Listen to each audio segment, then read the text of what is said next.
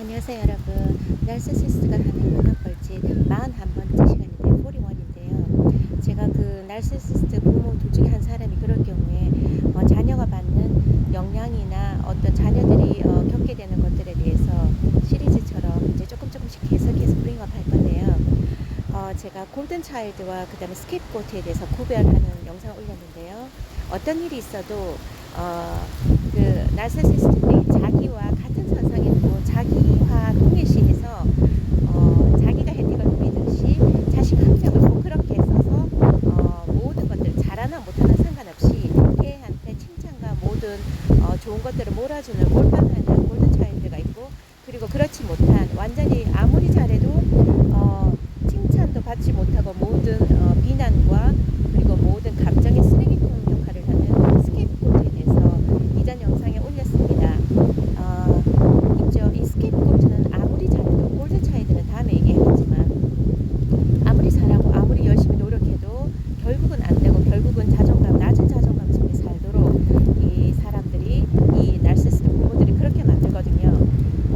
그런데 어떤 식으로 아주 치밀하게 테크닉을 쓰느냐면요. 이게 어떻게 보면 범죄 용어랑 좀 관련이 돼 있던데요. 이런 거 아세요? crime of commission, crime of omission 뭐 이런 얘기가 있는데요. 이게 어떤 법적으로 이렇게 거기에 대해서 이 사람이 죄가 있다 없다 이렇게 내릴 때 그 판단하는 기준이 crime of commission 하면 뭔가 어떤 일들을 했기 때문에 거기에 대한 처벌을 받는 거죠. crime of omission 하면 어떤 당연히 해야 하는 일이거나 하지 않음으로써 어떤 그 상황이나 범죄가 일어나게끔 아니면 어떤 사람이 사고를 당했끔 했다는 뜻이죠. omission은 생략하고 빼는 거고, commission은 직접 그 임무를 수행하는 걸 말하는 거잖아요. 이게 어떻게 보면 crime of omission이 결론 어떻게 보면 뭐 child neglect 뭐 이런 거하고도 나중에는 저는 제가 봤을 때 같은 맥락에 있는 것 같은 부분이 있습니다. 그래서 왜 제가 이렇게 거대하게 그 기본 설명을 하느냐면요. 골든 차일드가 예를 들어서 시험에 한 70몇 점, 80점을 받아봤다 칩시다. 그래도 칭찬을 받아요. 그런데 이제 스케이프고트인 희생양으로 삼았던 애가 너무너무 열심히 해서 한 뭐 예를 들어서 92점을 받아왔다고 칩시다. 그러면요, 거기에 대해서 그래서 너 왜 8개는 왜 틀렸는데? 왜 8점은 마이너스인데? 이렇게 하는 게 narcissist들의 부모의 특징이에요. 그러니까 어떤 부분에 대해서 잘한 거에 대해서 칭찬할 걸 찾는 것이 아니라 바로 듣자마자 어떤 부분이 래킹하느냐, 결여됐는가 이걸 먼저 찾아내서 그 아이의 자존감을 깎아내려는 그 작용을 한다 그랬잖아요. 거기에 집중한다 그랬잖아요.